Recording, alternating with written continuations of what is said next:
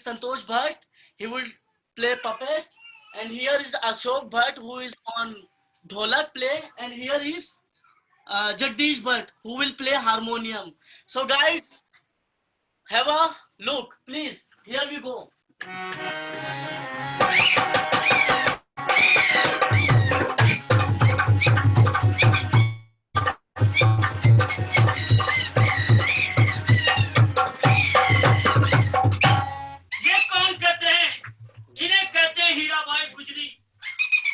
Rajasthan folk dance आपको दिखाएंगी। हीराबाई गुजरी जितनी महफिल देख रही है आपको सबको नमस्कार करिए। जितने प्यारे प्यारे बच्चे देख रहे हैं आपको सबको नमस्कार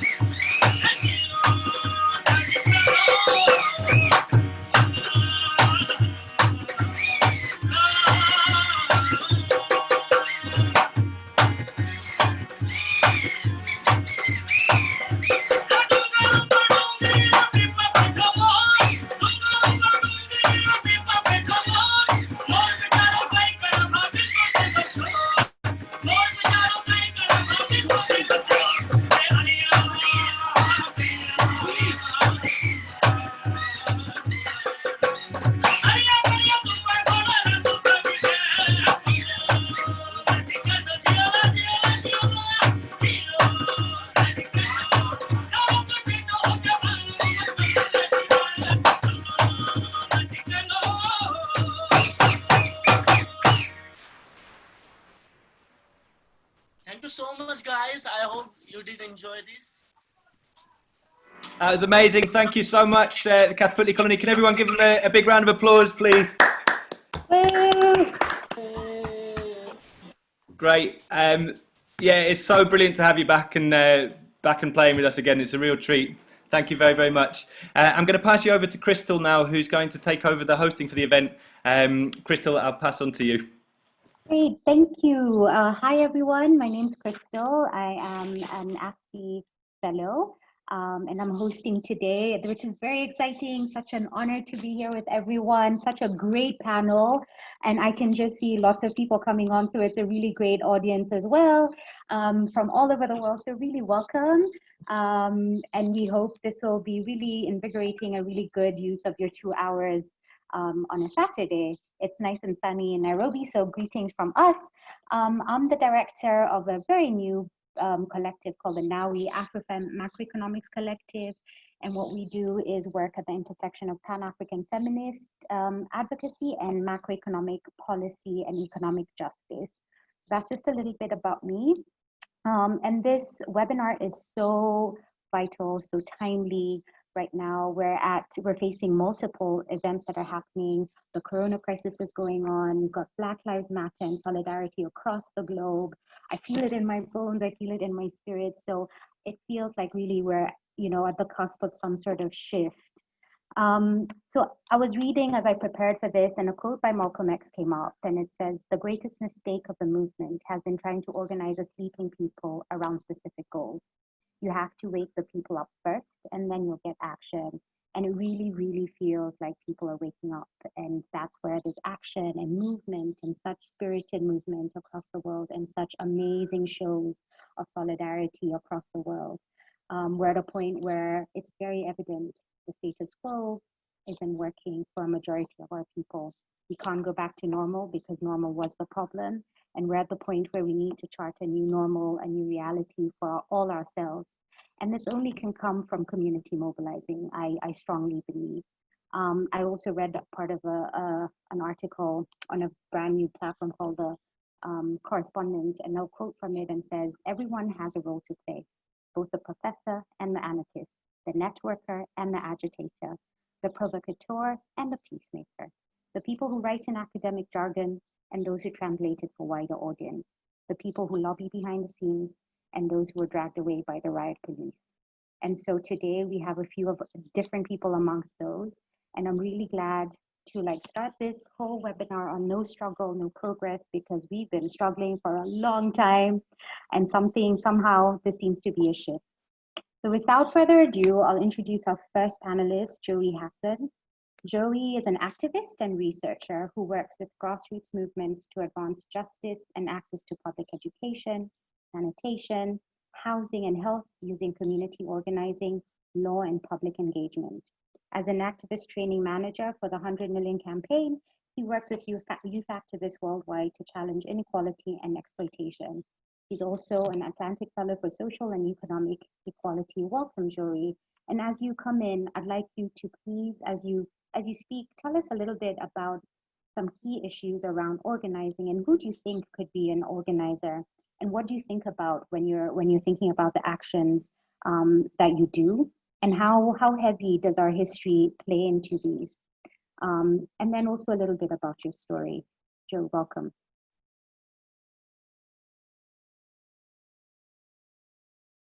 Thank you. Thanks so much, Crystal, for that introduction. And good afternoon, everyone. I'm really honored to be here alongside my colleagues, Leanne, Richard, Michael. And I want to say a special thanks to Kripa, Karen, Priyanka, Crystal, Michaela, Jack, Craig, the Kathputli Colony, Tinderbox, everyone who's put so much into organizing this talk. In our last conversation, we spoke about power as accumulated wealth. We spoke about that power as the weight of history, as Mike Savage said in our last conversation. So today I want to build on that theme by talking about another kind of power, and that's community power, counter power, the kind of power that people exercise together to force the state to become the redistributive, restorative institution that we know it is capable of being. As you read in the write-up for this event, the journalist Gary Young recently said, it doesn't follow that because this pandemic has illustrated a range of inequalities and inequities that the state will address them. So our question today is really, how then do we build the power to get the state to act? And I think this is especially hard when the state, as you hear in the discussion today, is so directly involved in perpetrating violence, or when it is captured by elite power. Now, before I get there, I want to echo your words, Crystal, and just acknowledge this revolutionary moment that we're in right now. I mean, young Black and brown activists are leading a resistance to systemic anti-Black racism that is forcing the defunding of police, directing reinvestment in communities, registering voters to unseat Trump, and securing large-scale resources for long-term grassroots work. And those achievements, I mean, that's been happening in the last 3 weeks. So there's real power in the air. I grew up in Zimbabwe, and I was involved in youth movements from a young age. And I first learned about organizing with a group called the Treatment Action Campaign, who were fighting for access to HIV medicines in South Africa. And at that time, we had about 210,000 people dying each year from the disease. And that movement took 5 years of massive community struggle and court battles with big pharmaceutical power, court battles with government to forge a national treatment program. Equal Education, which is a movement of high school students that I co-founded, took 5 years as well of organizing and countless public actions and litigation to force the South African government to change its policy and invest in infrastructure in the poorest rural provinces in South Africa. And that investment is really about the basics, about classrooms, about libraries, about having safe toilets to use. And that movement has over 7,000 members today, and it's a battle that's still ongoing.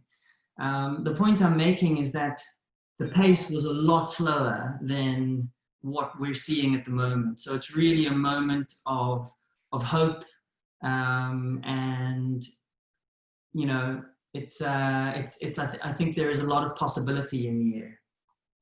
Now, I want to spend the rest of my time by sharing a screen with you, and I'm going to put up a slide and talk a little bit about how I've learned power to work and how our movements work. So I'm going to just share my screen with you, and hopefully you'll be able to see that.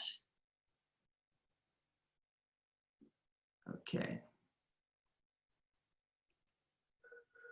Right, you can see that.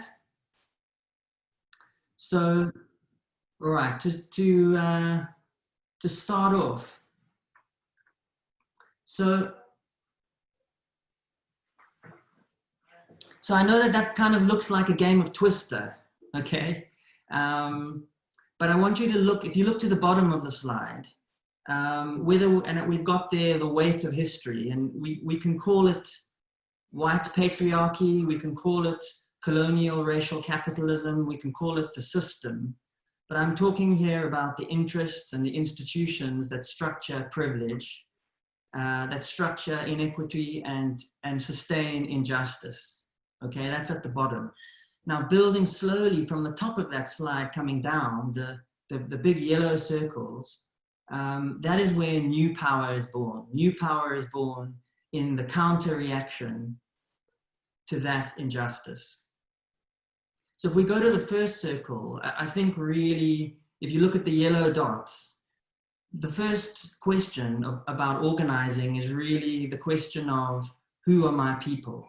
the great organizer from the civil rights movement in the United States, Marshall Gans, said, an organizer's first question is not what is my issue, but who are my people? So when a small group of colleagues and myself formed this youth group that became Equal Education in Cape Town, it was first and foremost a place like this one, where people could get together, young people could get together after school, they could have a good time, they could meet fellow students and talk about the issues they faced. If we move on to a political home, what do I mean by a political home?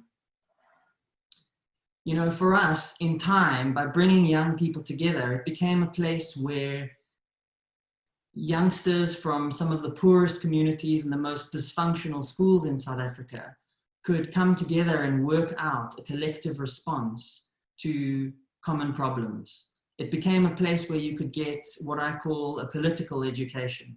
And by that I mean where we can start to work out and make sense of structural injustice and how to fight it. And it really comes down to that moment in the middle there where we take action. I mean, EE's first action that young people organized was a public march with dance, with poems, with songs of protest in a city that refused to see them. The students drew attention to 500 broken windows in a single school, and they demanded that those be repaired. And those broken windows really became a powerful symbol of a broken system. And the press really latched onto that story and ran with it. You know, and in time, sure enough, those windows got fixed. And EE has gone on to fight many other battles, from sexual harassment by teachers in schools to the privatization of education. And it's really what I've learned is that small groups can make a difference and movements can achieve things by creating public polarization and moral dramatization in society. And I think we're really seeing that at this moment. And actions can be small, but from those moments, we can really build justice, you know, and stronger actions become possible. If you look at the blue circles there are many ways to act together. And from my experience, those actions have been most powerful when they expose injustice that has become normalized, when stories disrupt dominant narratives, and when those holding power are forced to respond. Moral power also often has to be backed up with a creative use of the law. So to conclude on what I've been saying, I just want to say, yeah, if you look at the purple dots, what do movements do? You know, the work of organizing is fundamentally about challenging and remaking deep institutions. Movements can shift the weight of history by contending with power and by leaving behind new, more just institutions. And that's the kind of work that we're all involved in. And so it's been, yeah, great to share some of that with you, and I'll end it there. Thanks for having me. Thank you, Joey. You've got a little timekeeper behind you. She came right on cue. Thank you so much for such a powerful intervention. Just to say that we're recording this. So if anyone would like to not be on the recording, please switch your videos off. The recording will be turned into a video later on, so just a heads up. Back to Joey. Thank you so much. That was extremely powerful. I really like the idea of the state, the state, and I've been really thinking a lot about the role of the state and the character of the state and how we can reimagine that. And this moment where, like you say, there's real power in the air. So thank you so much. I will now move to Michael Wamaya. Michael is from Kenya, where I'm based as well. He's an artist, a dancer, an educational activist who teaches ballet in the informal settlements of Kibera and Mathare here in Nairobi. And after working as a dance instructor for ANU's Africa, a British NGO offering alternative arts education to children from low-income families in sub-Saharan Africa, he founded Project Elimu. Elimu is a Swahili word for to educate, and he's also the director of operations for Ghetto Potential Trust. Michael was one of the 10 finalists for the 2017 Global Teacher Prize, so we're really honored to have you here with us, Michael. Welcome. Thank you. Yeah, thank you so much. That was very nice intro. I feel posh. Anyway, so I'm Mike Wamaya. I'm a dance teacher. So I teach dance and I teach dance and also social skills to kids. Project Elimu is barely 3 years old, and I will start just a bit back. We'll have a short video to share at the end of my small talk. I'll try and make it very brief. So I was born in the slums here in Nairobi, in Eastlands, and unlike many young people, I was not privileged enough to be able to pursue my high school education. So I did drop from school way early. Actually, I did 1 week of high school, and luckily I was able to turn my life back around through dance, where I had the opportunity to also study dance. And when I came back, I was also I had lots of job offers in terms of dancing in Europe, and I turned them all down because I really wanted to invest whatever was given unto me back into my community. I've been teaching now for the past 11 years, and it's really doing great. I've seen a lot of transformation within my own community and with the children I work with, who not only just being safe from the harshness of my community, they've also been able to pursue now higher education, and we've been able to find scholarships to be able to get these girls through high school, and some are now joining university. So my work briefly is just I teach dance, and I teach dance to both kids, and I teach it to the parents, and I teach it to the school teachers. So our center right at this point is 360, I call it, where parents come and they get a bit of learning how to understand their kids more. They get to learn how to treat their children. And we also teach school teachers how to use play while teaching maths and sciences. So that's basically what I do. I've seen a very big growth in dance in Kenya, and a lot of acceptance from our communities, because initially dance was very hard to absorb. And even up to now, my parents, my mom in the village still does not understand my work when I tell her I'm a dance teacher, because it's still an occupation that is still looked at as not a job, but by the way thing. I'm currently busy with young girls who we've been working with ever since, to be able to use them as tools to transform their own community. Currently in Kibera, where we are now, we work with 1,500 girls who get direct sanitary towels from us. But we also have around 340 young girls who come here for dance classes. And our dances are unlike any other dance studios around the world. We do not body profile, because with classical ballet, you have to have a certain type of body. So we broke all the rules, and we made it a very inclusive way of expression. So now we have so many young girls who initially were not able to confront their own community with certain issues, now getting their voice through dance. And it is with that that we've been able to also design a program here. It's called the Smile Bank, and this is designed by the girls, and it's designed by the girls for the girls. It's sexual and reproductive health practice that they meet and they discuss critical issues affecting them within the community, and they find solutions by themselves, of course, with a bit of help from other people. So I've seen the power of dance in transforming a community. I've seen the power of dance influencing a community mindset. At this point, Kibera is highly affected with COVID-19. Majority of our parents did lose their jobs because most of them work on, for instance, they work in people's houses or they work in factories. And some of them just depend on day-by-day jobs, so there are no jobs for them. So looking at what the kids were able to come up with, they designed a food support program for their own families. So through our program here, our office have now turned into a safe space where we now collect food and collect donations, and the kids themselves distribute it into the community. So they are taking charge of transforming their own space.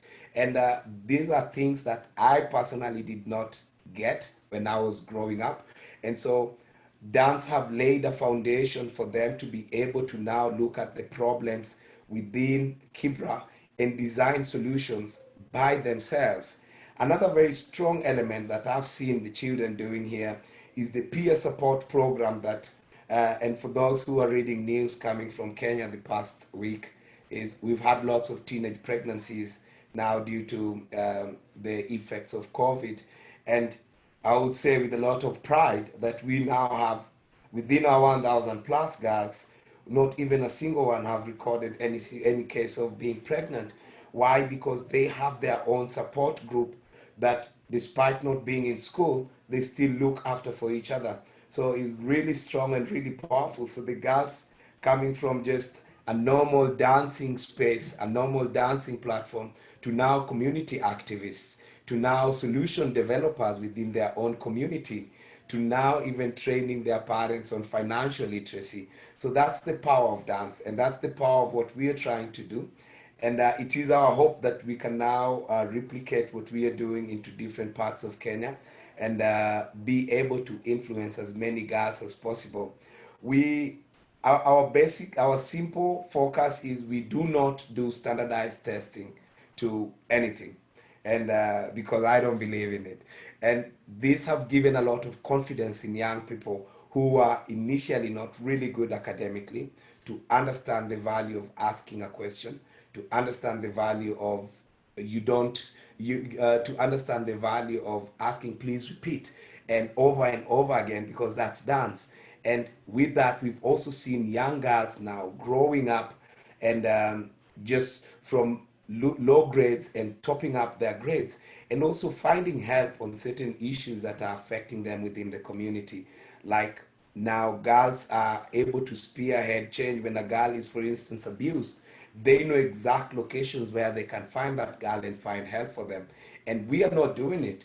It's the kids who are doing it. So I'm really privileged to be here to share the little bit of what we do with you guys. We have a video that we would love to show you guys. And of course, there are links to so many other videos of my work and our work, what we are doing in Kibera. And yeah, we'll share the video with you guys. So Jack is gonna share it. Every year we try and do a performance in Kibera. It's called, we give it themes, and this was 2 years ago. It's called Voices of Kibera, and Voices of Kibera brought together over 120 children. Please enjoy. We are working on a very big production called Voices of Kibera. And Voices of Kibera brings together 120 children from different schools within Kibera. We currently work in 8 schools, and we are partnering with other dance institutions to give these children a platform to be able to dance and express themselves artistically. Dancing gave me confidence and I can express myself freely. When dancing ballet, I feel happiness, enjoy, and I forget the problems that I have. We focus mainly on the goodness within Kibera, the positivity within the slums, the strength, the togetherness, the cohesion that children have developed over the years. We are so proud about Voices of Kibera because not only that we are bringing 120 dancers on stage, but we're also coming up with dance costumes that are locally produced. We've worked with several designers in Kibera. We have ballet costumes that are done here in Kibera. I didn't know anything about ballet, so I took up the challenge with a lot of research. how they are made, where maybe I can get the raw materials around, and I realize it's something that I have been doing, but in bits, because wedding gowns is more or less the same as what ballet costumes comprises of. We have a company based in Kibera that have designed the ballet shoes for the first time in the history of this country. Hata mimi mwenyewe imenifurahisha. Hao watoto wenye wanapewa viatu wengi yao saa zingine ni wetu. Sasa mimi mwenyewe kama fundi na ni mzazi, na mimi nitengeneze kiatu tena igawe hapa Kibera. Sio ni furaha kwangu?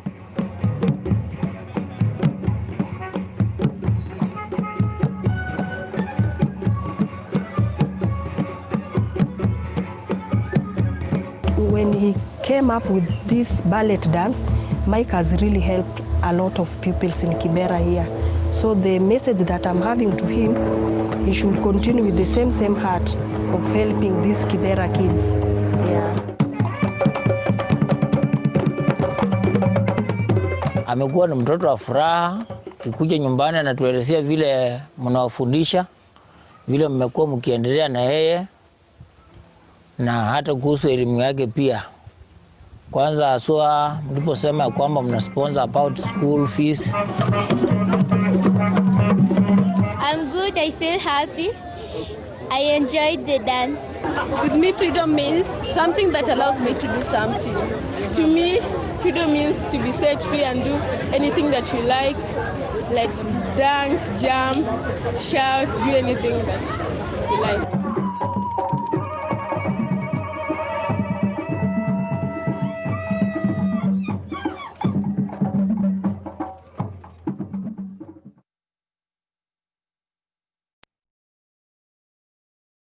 Great. Thank you, Mike. Would you like to hand over to me, or did you have a last final? No, I just said thank you guys so much, and glad you guys love dancing. Thank you so much. Great. Thank you so much. That was amazing. I really liked the idea of breaking rules. I really liked the idea of the smile bank and centering on happiness. And somebody called Dana in the chat box put it beautifully. It's a beautiful philosophy, and movement has such powerful voice, and you're giving that to all bodies and everybody, which is so amazing. So thank you for all the work that you're doing. And Viva, we'll hear more. But also, I just wanted to mention, in the chat box, we put details of a fundraiser that this group is doing in Kibera. They're fundraising around food packages and providing for families. And so if you'd like to contribute to that, or you'd like to learn a little bit more, there's more details in the link that's in the sidebar. So thank you, Michael. I'll now move on to Leanne Sajor. She's a migrant activist from the Philippines and lives in her adopted community of Queens in New York City. She's a feminist organizer and an advocate. She works with grassroots groups and civil society organizations to strengthen international solidarities, address inequalities, and amplify social justice agendas. She facilitates political education programs, organizes campaigns, coordinates participatory research projects, and works with people committed to movement building strategies for rights and equity and collective pathways towards alternatives to the dominant socio-economic system. She is also an Atlantic Fellow for Social and Economic Equality like me, and she's in my cohort, and she makes me so proud. So warm welcome to Leanne. Over to you. Great. Hi, everyone. Can you hear me? I just want to make sure. Fantastic. Thank you, Crystal. Thank you to the organizers and the performers for creating this space for all of us to come together, and for inviting me to speak. I have to say this has been a moment of deep reflection and humility and learning for me. And so I'm really happy to be part of this discussion, to learn from all of you. And yeah, so as Crystal mentioned, I am originally from the Philippines, and I am taking this call in my adopted community in Queens, New York, in occupied Lenape land. And it is a largely working class immigrant neighborhood, which was one of the hardest hit communities in the United States at the beginning of the COVID-19 pandemic. So our community here has been going through a lot in the past few months. And, you know, I just want to also say that when I was first invited to be part of this discussion, I had a lot of reservations. And firstly, because while I was an organizer for several years locally in New York, as well as internationally in member-led networks and coalitions, my praxis has evolved in new ways that I am still processing. And I want to bring that, and I want to admit to that, because I'm currently a residential fellow at LSE, and I am in higher education, and I've had to adjust. And my second related concern was that I take the difference between activism and organizing quite seriously, especially at this critical juncture of COVID-19 pandemic, state repression globally, and underscoring the impacts of neoliberal policies and austerity since the 70s that have diminished people's access to fundamental rights. And amidst a reckoning of racial injustices in many parts of the globe, when many people feel compelled to act, right? And I think it is a wonderful thing that people are constantly mobilizing, are opening space for conversation and taking the streets. This is in large part a result of the decades of work by organizers who have been building political consciousness online and offline. We're hearing some of those stories here in this discussion, and connecting people and communities and building power from the bottom up. And that is how I define organizing, and we must really recognize that labor.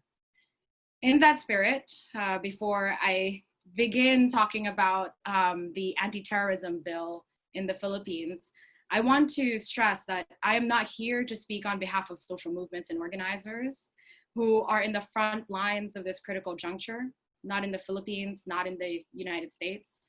I am here in solidarity and political alignment to the work of Filipino movements who are fighting against a draconian bill that would criminalize any dissent in our country.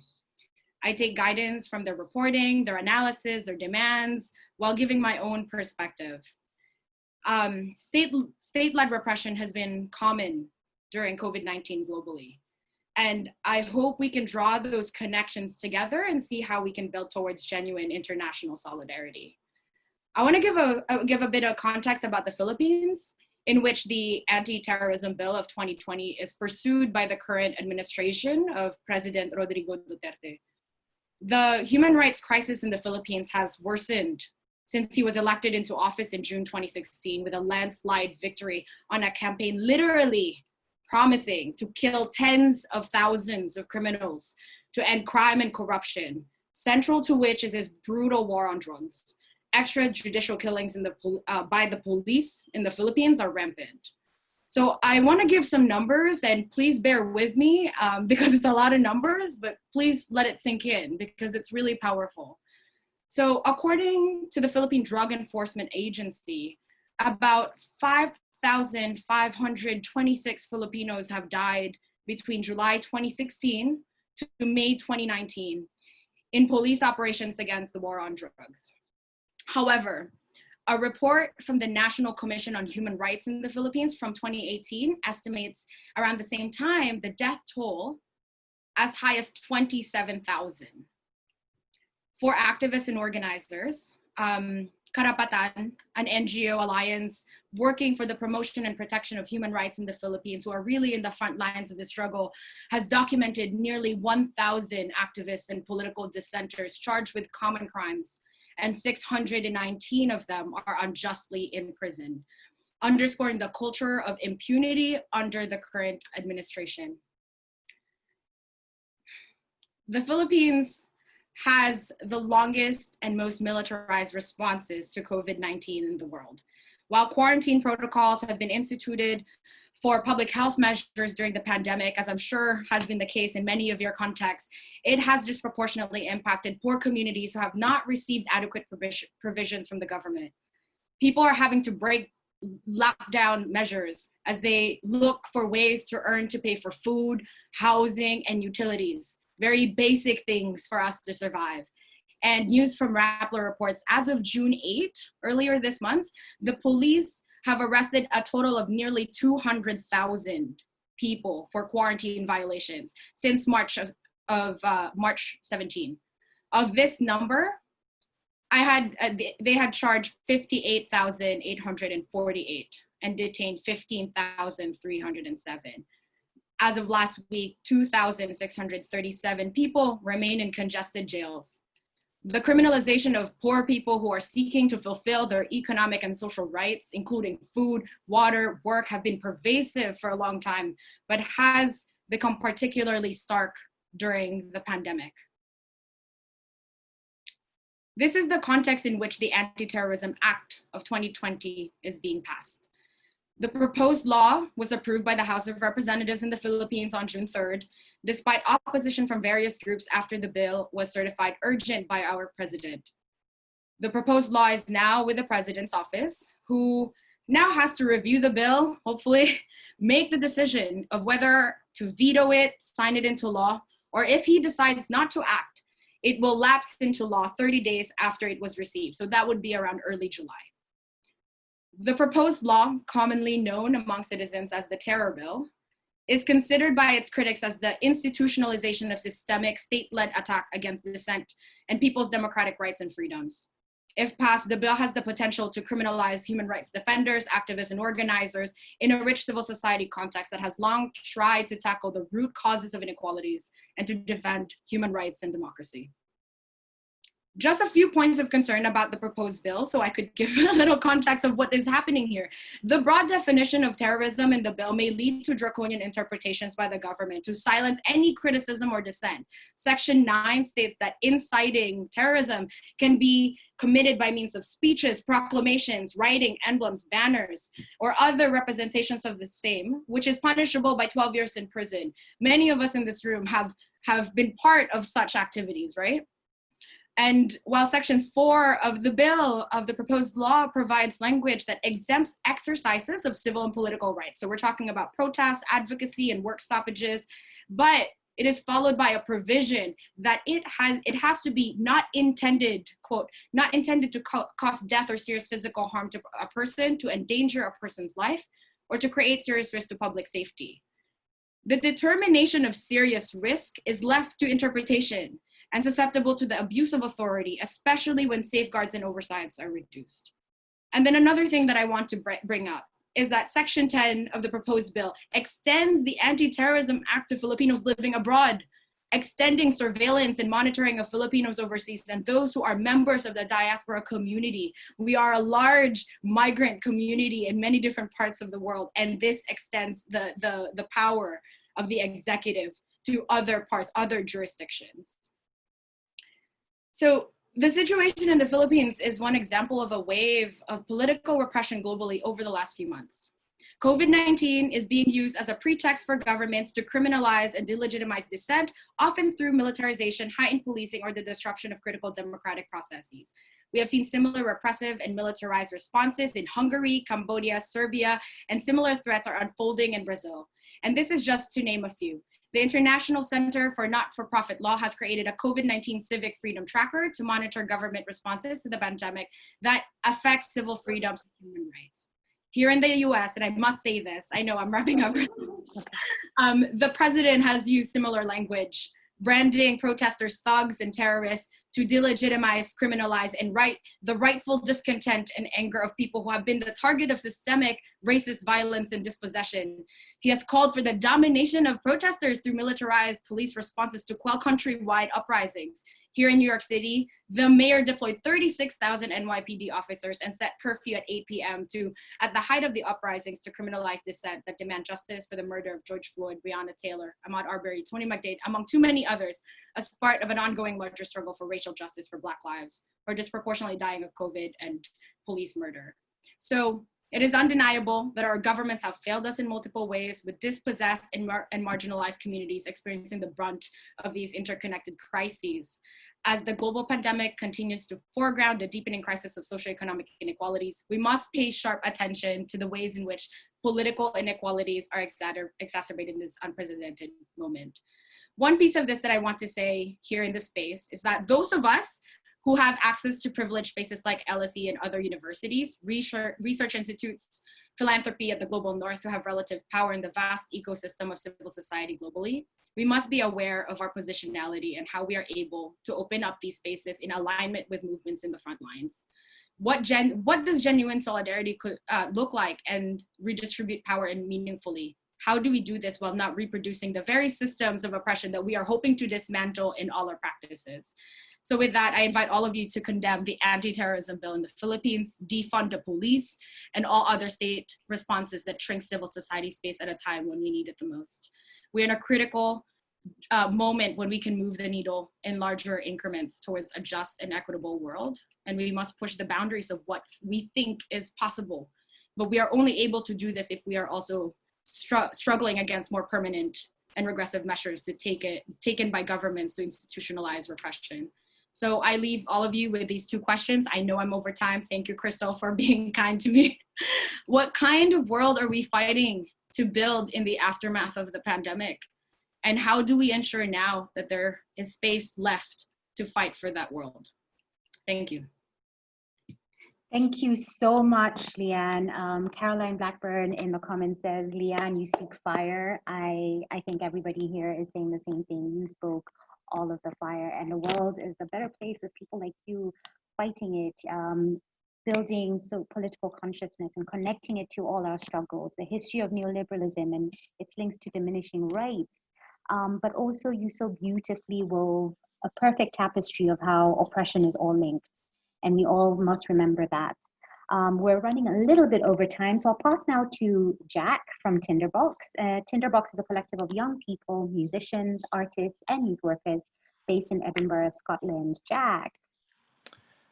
Hi, thanks a lot, Crystal, and thanks so much to all the speakers so far. Incredibly inspiring to hear you talk, and really learning a lot sitting here hearing you. So yeah, so I'm Jack. So as Crystal said, Tinderbox is a collective of young people, musicians, artists, youth workers in Edinburgh, and I want to share very quickly a little bit about some online youth work that we've been doing at the moment, and some possibilities for this as well.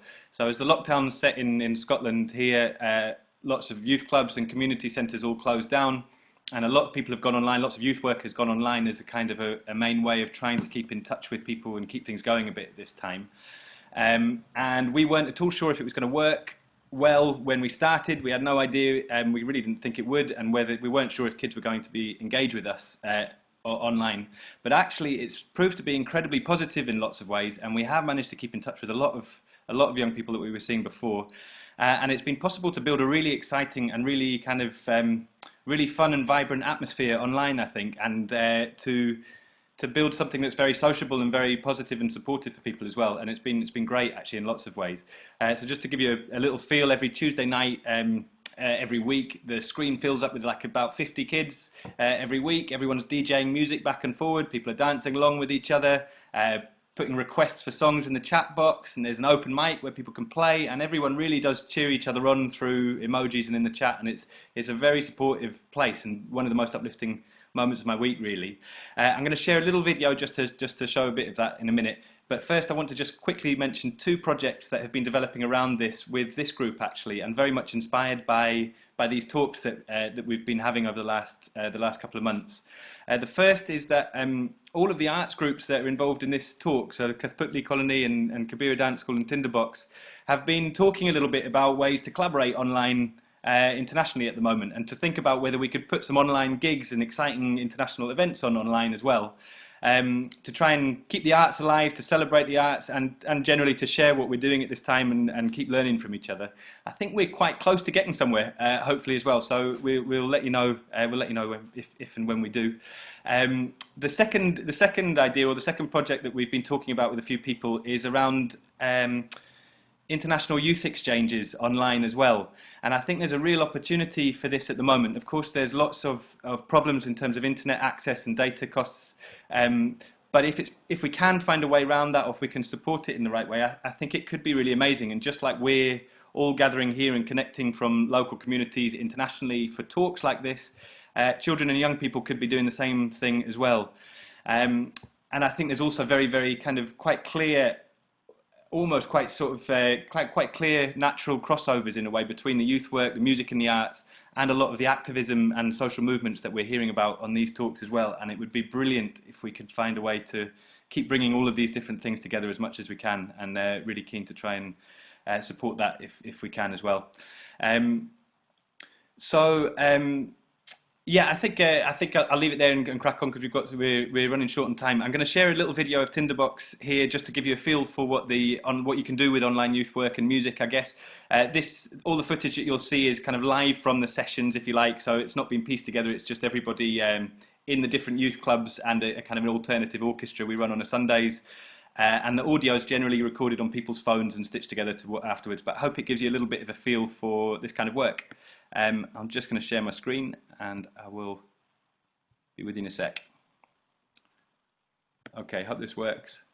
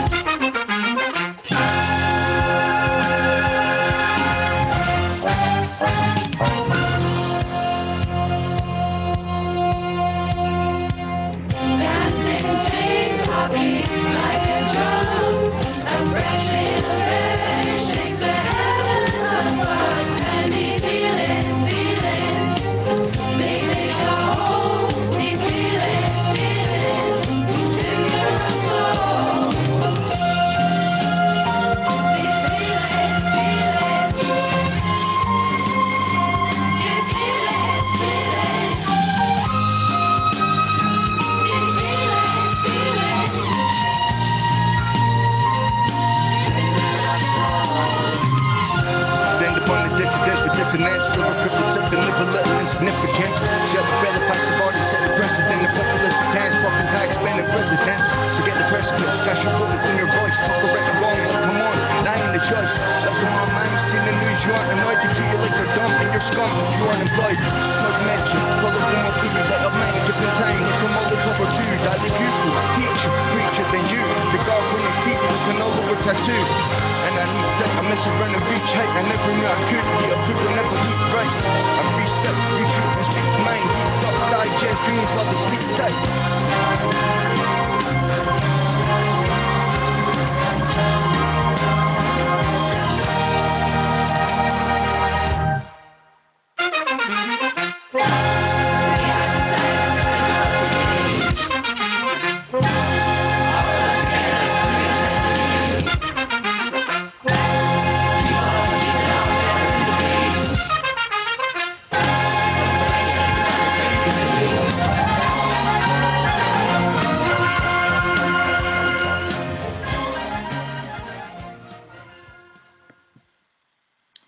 Okay, I hope that gives a bit of a sense of kind of how warm and positive this kind of online youth work can be, really.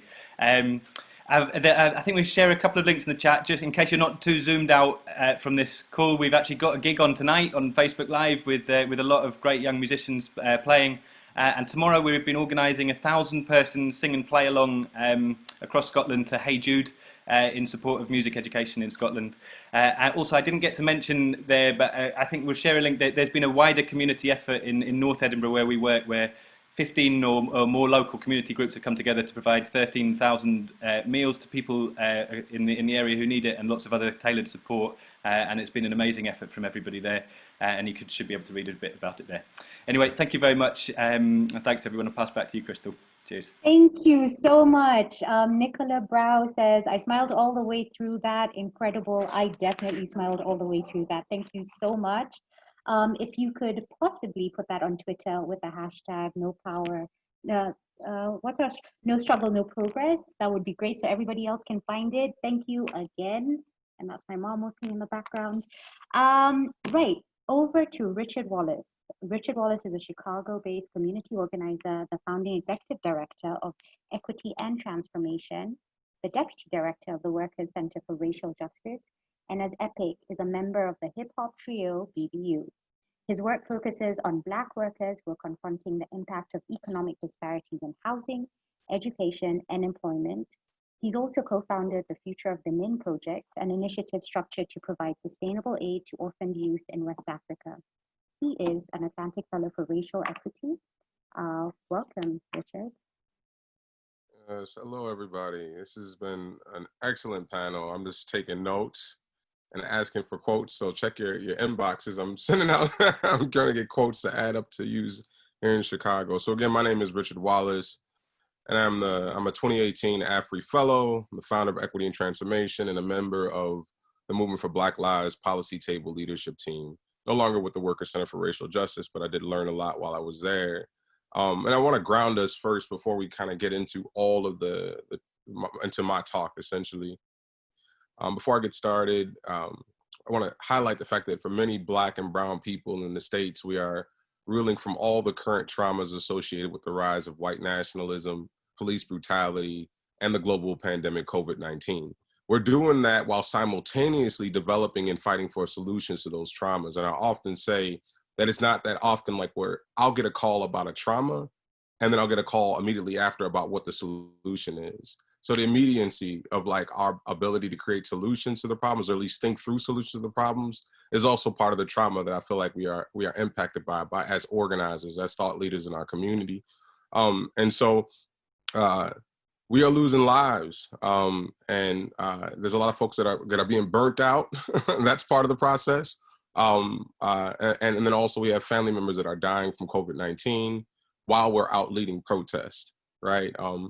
And so I want to take a moment of silence just to, and dedicate that moment of silence to the people that are on the front line right now. There's someone protesting against white nationalism, against police terror. And I think it's important to center them, and then all of the folks that are currently incarcerated in the US.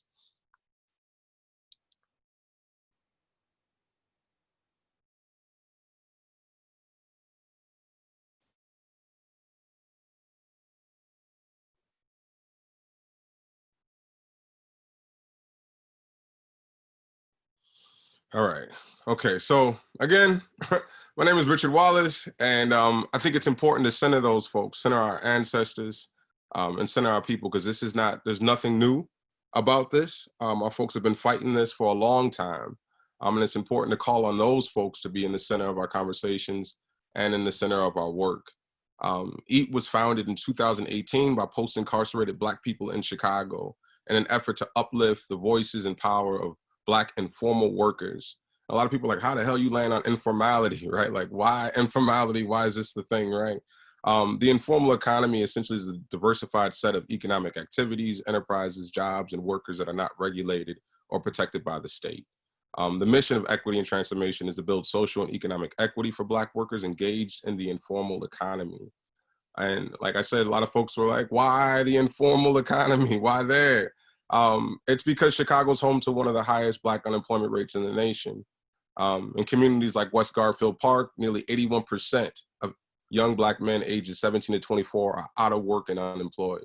And we gotta, and I wanna stop there for a second, because you gotta think about that. We live in a capitalist society, which means that you trade your labor for a wage, and you use that wage to acquire a means of subsistence, right? You buy food, water, and shelter requires a wage. So regardless of if you are denied access to employment or not, the demand for capital still exists, right? So a lot of times when we try to codify, or we try to bifurcate Black folks into pockets of deserving and undeserving, when we say people that are selling drugs and da-da-da-da-da, and we try to do that, we're not acknowledging is the demand that creates the demand for them to produce however they can, right? And so for young Black men and young Black people in the city of Chicago that have applied for hundreds of jobs and been denied, they turn to the streets ultimately to try to create some form of capital, right?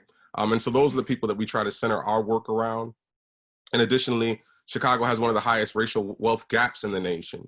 The majority of Black communities in Chicago have per capita incomes of nearly $20,000 below the average per capita income in Chicago. And what that looks like when we think about informal economy, we think about informal workers. It looks like bootleg DVD sellers. And so if you are at all familiar with the case of Alton Sterling, who was killed in New Orleans selling DVDs, he was an informal worker. It looks like tobacco sellers. So loose cigarette sellers, what we call them in Chicago. And if you think about Eric Garner was killed doing what? Selling loose cigarettes, right?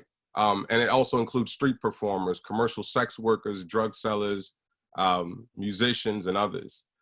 Essentially, informal workers enter the informal market due to anti-Black racism, transphobia, homophobia, sexism, and ableism in the formal labor market. Many of our members were ineligible for federal stimulus when COVID-19 hit because they owed child support, back taxes, or had never filed taxes whatsoever. So as the narrative began to raise around like what we're gonna do for workers in this moment, I was like, what are we gonna do for the people that are not working, right? And that have historically been boxed out of the formal economy. For those workers, stay-at-home options and self-quarantine options were not realistic. In fact, those provisions were used to further harm informal workers in the form of dispersal orders and forcing the arrest of homeless and a number of people that were domestic violence survivors. So what you're saying to, essentially what the state of Illinois, or the city of Chicago was saying to domestic violence survivors was that stay at home, regardless of what home is, right? And for homeless folks, they were harassed on the street for not being able to disperse and or self-quarantine. So a big part of our work is to change the narrative around who actually exists within our communities, so that we can provide interventions, so that the interventions that we develop can address the whole of our communities, right? So COVID-19 was one of the first things, and I'm gonna take you through a little bit of what EAT's been doing. So COVID-19, when it hit, I think like many other folks, we were just kind of nervous. Like we heard about it coming, but we didn't see it coming, and nor did we kind of estimate what the impact would be on our communities. And so when we began to hear, work from home, self-quarantine, we immediately knew that though the resources and the interventions that would be made would not trickle down to our communities. So we decided to create a mutual aid intervention for informal workers that were ineligible for the federal stimulus. And the goal of it was really to create a community care network in our core communities, which are all, predominantly Black neighborhoods in Chicago, and getting resources directly into the hands of the people who need them most. Our intervention had 3 components. There was a life kit, and the life kit was in order to get up-to-date information. And I like to say this, like our people, specifically our folks in Chicago, and I think across the states, are dealing with the ghost of Tuskegee, right? So a lot of the things that we hear in the news is something that we don't believe. So we wanted to try to get information directly into the hands of the people. Like, look, these are the facts about COVID-19, right? Here are the best practices to reduce your chance of infection and spread. And then also just give them actual resources. And that was a big fight because people often want to define what the needs are of people that are most affected. They say, this is what they need, opposed to giving them the resources and let them define what it is that they need. And we know that our folks can take $25 in cash and turn it into $100 in a day, right? So we were like, all right, if we can give them actual real resources and give them the agency to do what they want to do with it, it may turn out to better results. In addition, we implemented, I had just been trained in this restorative justice practice called pod mapping. And so we flipped the pod map in a way to create this community care network. And we put the name of the individual, everybody that received a gift card or a life kit received a pod map. And in that pod map, we put their name in the center, and then they would build the bubbles. They're like little circles, right? To describe like who was in their network, right? In case they were lost to care, in case we couldn't find them, who can we contact to ensure your safety?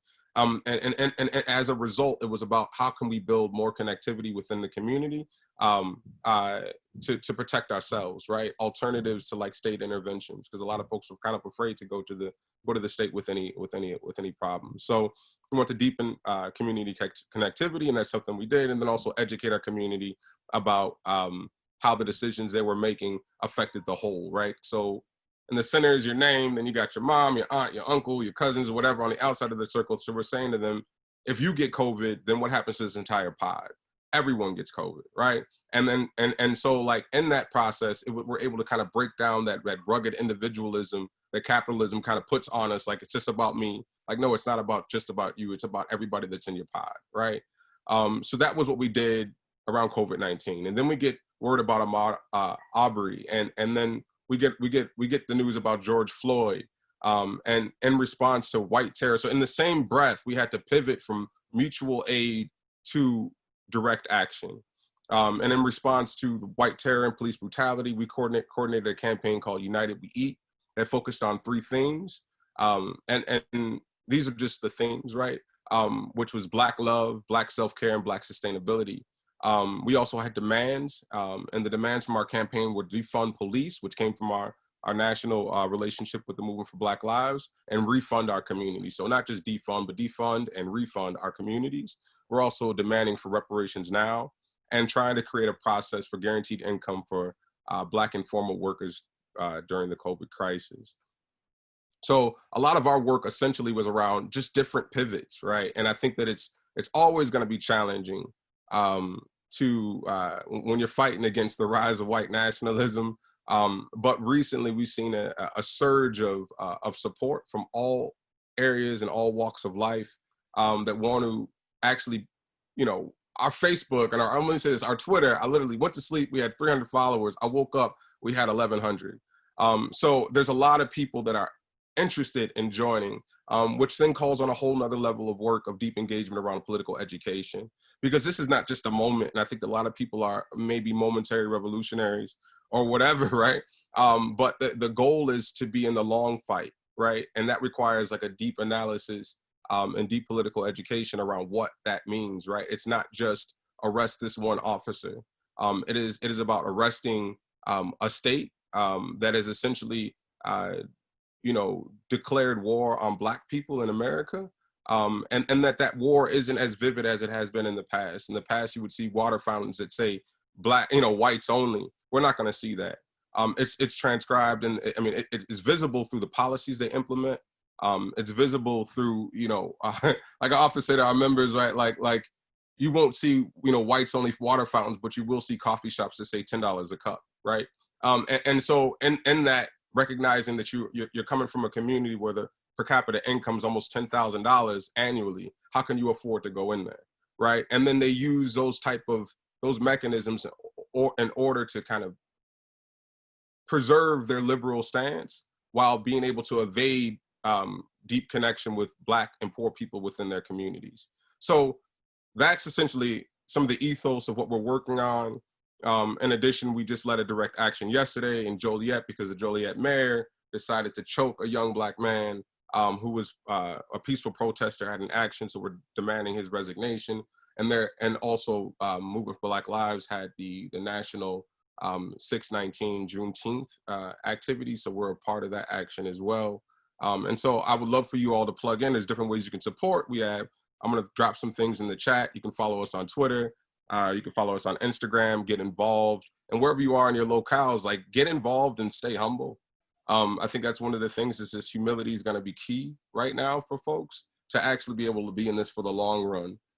So I'm excited about the call, excited about all the brilliant interventions that exist across the diaspora. And I'm happy to be a global fellow in this moment.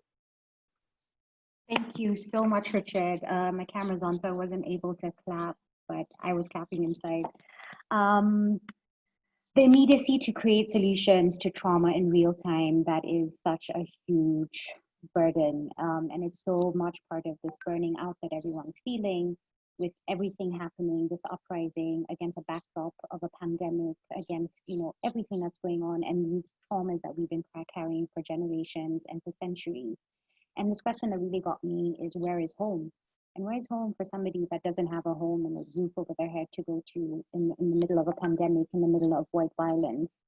So I'm definitely going to be printing a t-shirt, get involved and stay humble. So thank you again. And thank you so much for the moment of silence. We've got some questions in, and so we'll take it at the end. I will now pass on. We're also running a little over time. We might go a few minutes over. But I will now introduce Thomas from the Tinderbox Collective to do a little bit of a performance. Thomas Murray is an Edinburgh-based rapper, musician, and producer. Thomas. Hi there. What's happening? Thank you very much for having me. What an honor it is to get to even watch you all speak.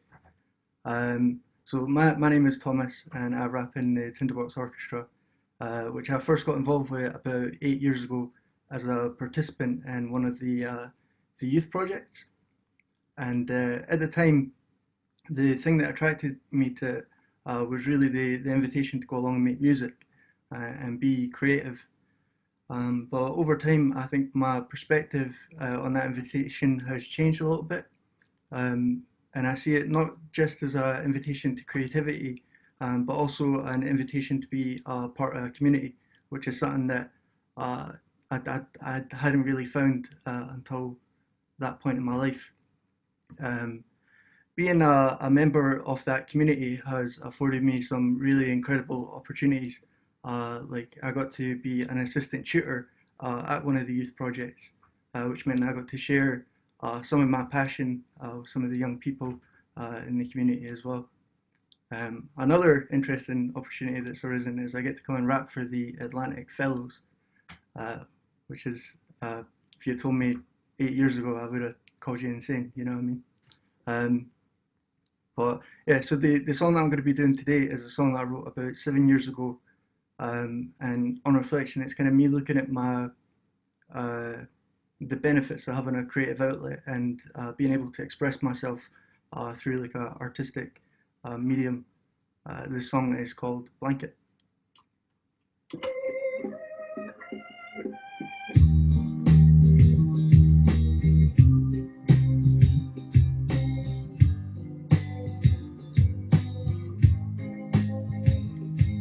I express through the ink what I think. When my pen drips I sink. Depression is the tip and I'm mending. Regret is so gone, I'm so past comprehending. The pixels on the screen scream at me, I'm insipid. I woke up this morning and I didn't feel the pain at all. My canvas wasn't blank, figured I should paint the song. If I possessed a pistol I'd just paint the wall. But instead I pen my lyrics, I embrace the fall. This ocean knows no hope of floating, and I don't know where I'm going. But I don't wanna be that guy, so I fly away. I wear my insecurities like a blanket, draped over my shoulders like a cape. And when I feel low and I can't manage, close my eyes and I fly away. I wear my insecurities like a blanket, draped over my shoulders like a cape. And when I feel low and I can't manage, close my eyes and I fly away. My nerves get the best of me often my friends speak to me about my problems, offering a shoulder for me to lean. I feel mean as I reject that affection, but just penning on new songs on the agenda whenever depression smothers me. My mother left in November, she won't be back ever it seems, but the F's I give about that are equal to the sum of 3 minus 3, then subtract about another 100 or so. I don't know if the resent she left behind will ever go. I wrote a summer song in the winter, got the winter shade to sing the hook, got my friends to listen to it, the response they give to work had me thinking about a label, radio stations and a new look. But I had to slow my roll, cause I mean, my name is Puke, but my name is F, can call me. She reminds me when she tell me, said that we should wait till summer, get some ice cream with my jelly. Jealous, but she told me that she played me daily. Struggling, juggling like the clown that I'm feeling foolish, wish I could fly away. Wear my insecurities like a cloak, shoulders like a cape.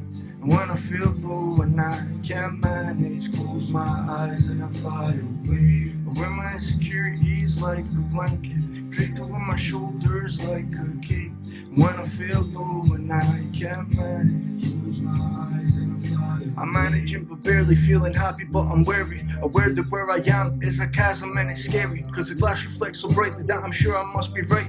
This bridge I'm standing on, yeah, it must be catching light.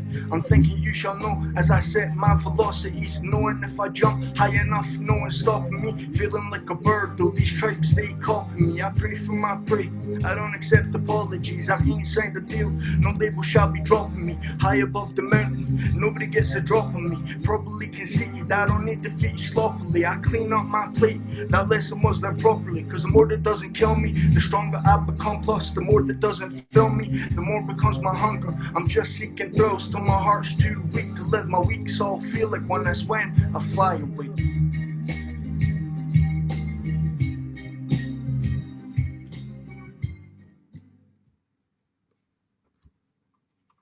Great, thank you so much, Thomas. I'll open up for a round of applause. You can make some noise, everybody. Yay! The word. Hey, Thank you very much for having me. Thank you so much, Thomas. Thank you, everybody. That was, I think everyone will agree with me, a really fire flames panel. That was everything. That was amazing. It had solidarity built in there. It went through themes of personal to the professional to the political. It was amazing. We are running 15 minutes behind time, so I'll try and like sort of rush a little bit through this. We have 3 questions, and the first one is from Patricia Kwamboka, and she says, thanks, Joey, for the powerful presentation and the great work you're doing. I'm particularly interested in how communities can exercise their collective power to change the story. I feel it's great. It's a great way to get communities to take their power back. So Joey, take that down. And this goes to Leanne from Nelson. What role do you see, Leanne, for investigative journalism to counter state-sponsored violence? And do journalists have the space to operate either in the Philippines or from outside? And the last question is to Richard. Inclusive narratives for ours who are marginalized at the edge, brought to the very center to address big inequalities. What further ways to create innovation and creativity into something sustainable for community? Did everyone get their questions? Richard, you're looking a bit, did you want me to repeat it?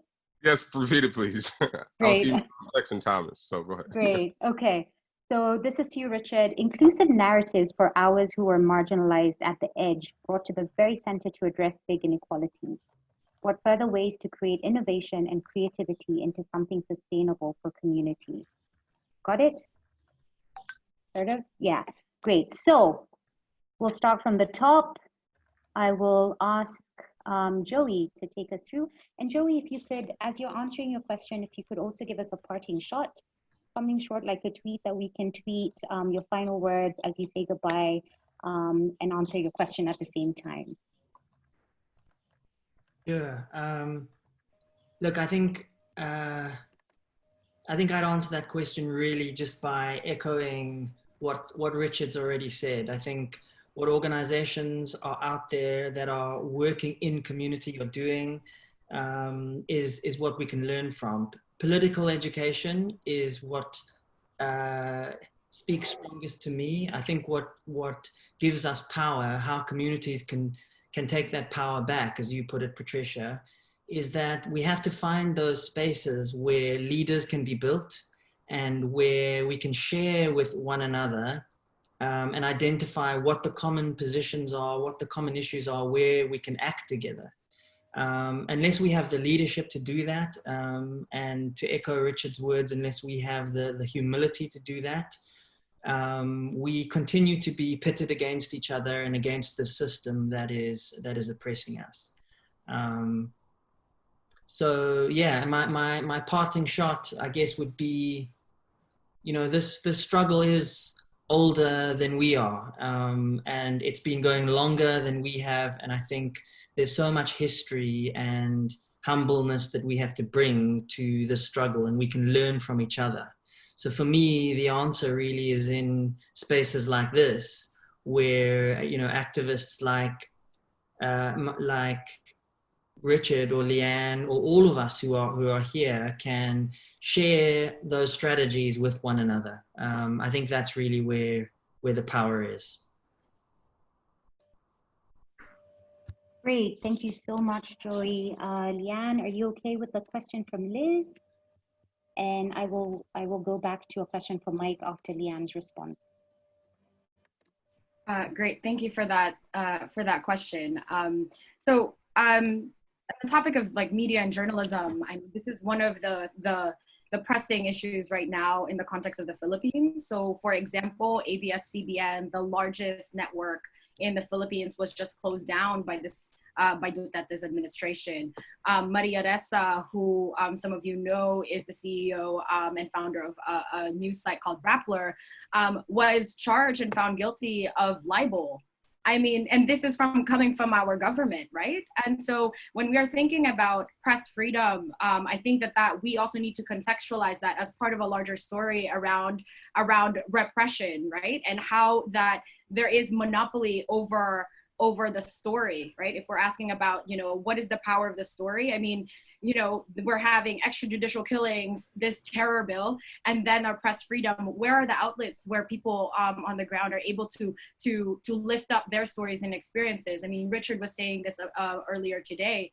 I also want to lift up the fact that the Philippines on the Global Impunity Index, which looks at the amount of journalists being killed every year with impunity, we have been top 5 and sometimes the top country in that global index since 2008. It is really hard work, and I want to give out my solidarity and more power and strength to journalists who are really in the front lines. And we see them getting beat up here in New York City too. When they are siding to try to tell those stories, to try to lift up those stories, you know, against corporate media. And I think we really need to kind of recognize that as also a front line in the multiplicity of front lines that people are having to push right now. And, you know, I think it's just incredibly important, and making sure that the stories of people's lived experiences, especially those who are in the margins, are centered during this time in all our practices, including journalism, is really important. Thanks. Great, thanks, Leanne. Before I pass on to Richard, I'll just ask Michael his question so he has it in his head so he can think a little bit. Michael, the question to you is: ballet in Kenya is sometimes seen as elite and overly foreign. How have you been able to navigate that? And is there any other initiatives that we should be looking out for in Nairobi or in Kenya that we can support that works alongside you? Mike, are you okay with that question? Yes, great. All right, Richard, over to you. Yeah, Rich here again. And so I think part of it is just the commitment to the long walk and doing the hard work of moving the masses left, right? My politicization or becoming political was a long walk. I started off in the streets. I had a lot of challenges, you know, breaking down toxic masculinity. It was a long process. And I think that we've oftentimes movement folks, we get into a position where we think that the results should be showing immediately, that immediately the base should absorb these things and forget that there was years of socialization that went into making people the way that they are, and the belief system that they have is not necessarily their own. And so it's hard work of actually going out in the community, and that's what EAT does. Like, we're in the streets where people are literally shooting at each other.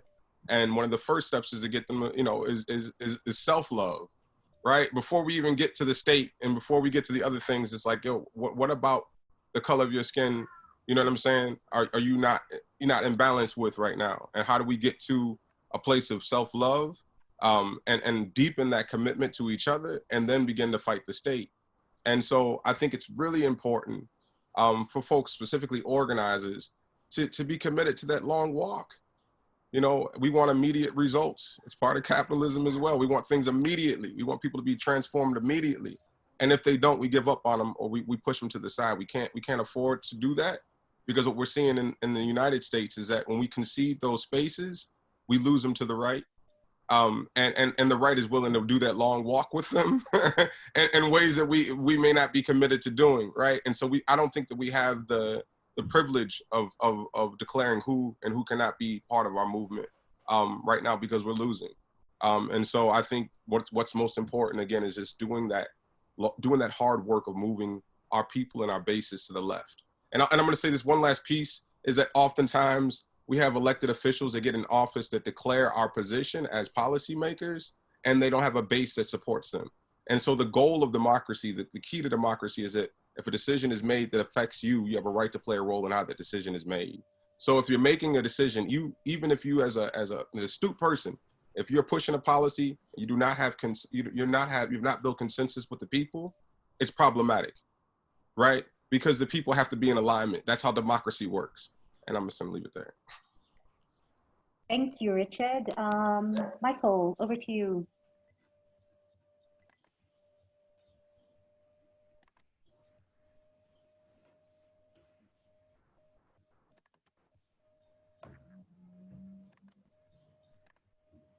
Michael, I think you're still muted. Yes, you're here. Great.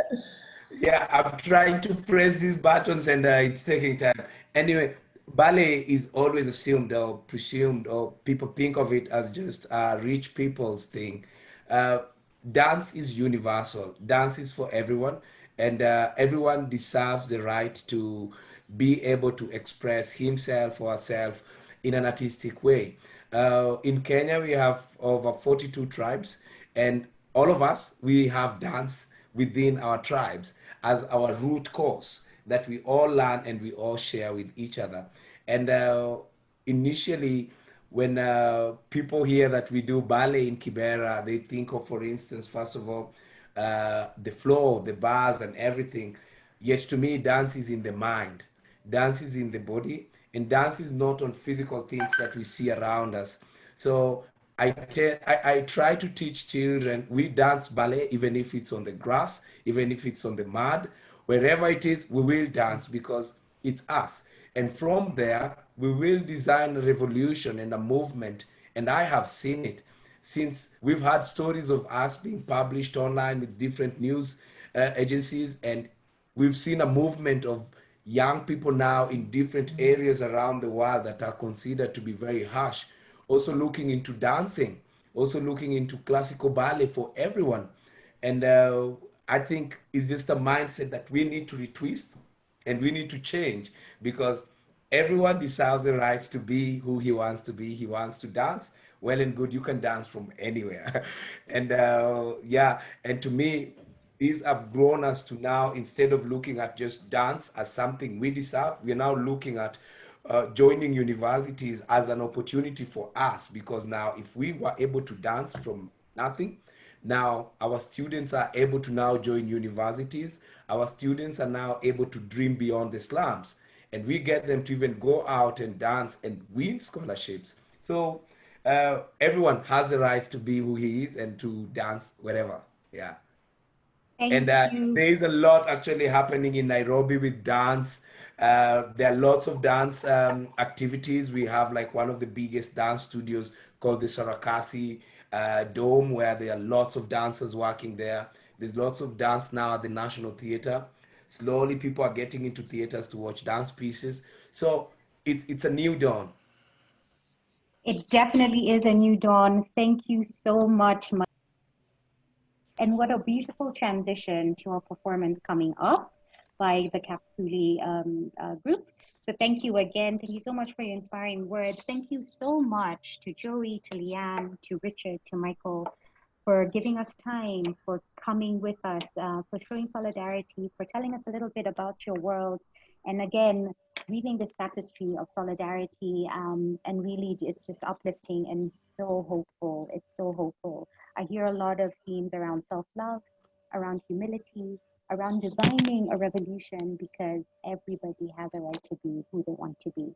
I will close with a quote from one of my favorites, Pan-Africans, Amilcar Cabral, and he says, if we are fighting together, then I think the main aspect of our solidarity is extremely simple. It is to fight. I don't think there's any need to discuss this very much. And with that, I say thank you. We will now move to our wonderful performance by Raja, Vicky, Vishal, and Raju. Are you with us, and is your sound okay?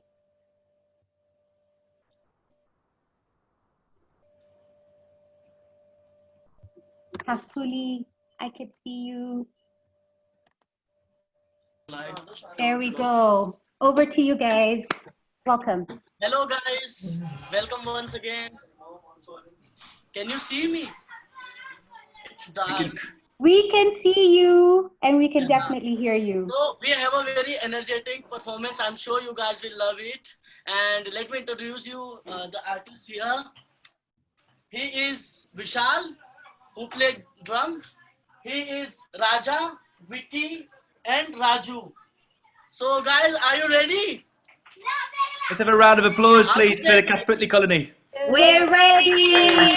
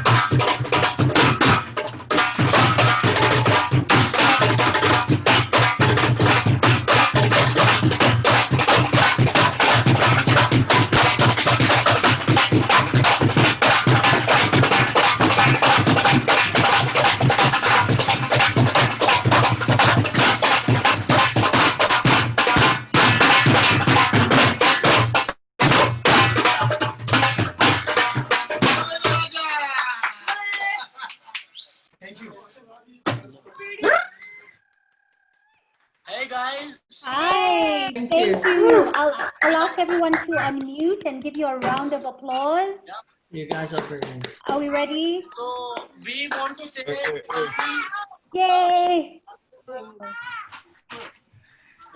Thank you so much. Thank you. We are very thankful to you guys, Kripa, Priyanka, and all Atlantic fellows for giving these lovely opportunities. Thank you so much. You're amazing. Thank you. Amazing. Let's all give them a round of applause. Yay! Unmute your microphone. We are just using our phone's light. There's no light. Our phone's light. That's fantastic. You guys are brilliant. Thank you so much. That was fantastic. That was such a lovely way to end our wonderful webinar. I know it's late in some places, so I will ask everyone to switch on their cameras, switch on your microphones, and say a goodbye in whatever language that you speak, starting now. Swahili. Bye. Namaste. Namaste. Thank you so much. Bye.